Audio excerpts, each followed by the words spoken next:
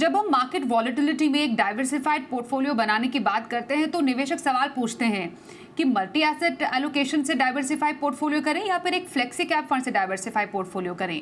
दोनों के जगह एक पोर्टफोलियो में क्या रह सकती है? दोनों का एक अलग जो है ना स्पेस है। फॉर एग्जांपल अगर मैं फ्लेक्सी कैप फंड की बात करूं तो it should be a part of your core portfolio. So वो कोर पोर्टफोलियो हिस्सा होना चाहिए। और जब हम मल्टी एसेट फंड की बात करते हैं तो it should be your tactical play, या आप जिस तरीके से एक अदर देन योर पोर्टफोलियो रखना चाहते हैं, तो तब वो मल्टी एसेट फंड आपके जो पोर्टफोलियो में ऐड किया जा सकता है। तो ये एक अलग ही कैटेगरी है। मैं इस तरीके से बोलूंगा, इट इज ऑलराउंडर। जैसे एक मैच में ऑलराउंडर होता है, उस तरह की ये जो है रोल निभाता है अपना मल्टी एसेट फंड।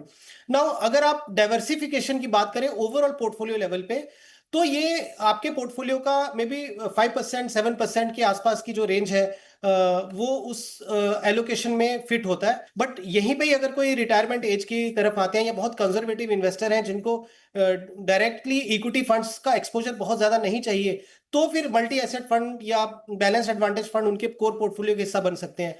तो it is also subject to कि प्रोफाइल क्या है निवेशक की, उनका रिस्क एपिटाइट क्या है, उनके गोल्स किस तरीके के हैं, और आज की स्टेज में वो अपने गोल प्लानिंग को लेके किस स्टेज पे खड़े हैं, उसके हिसाब से ये दिशा तय करनी चाहिए कि मेरे पोर्टफोलियो में एलोकेशन की डाइवर्सिफिकेशन मैं किस तरीके से करूं।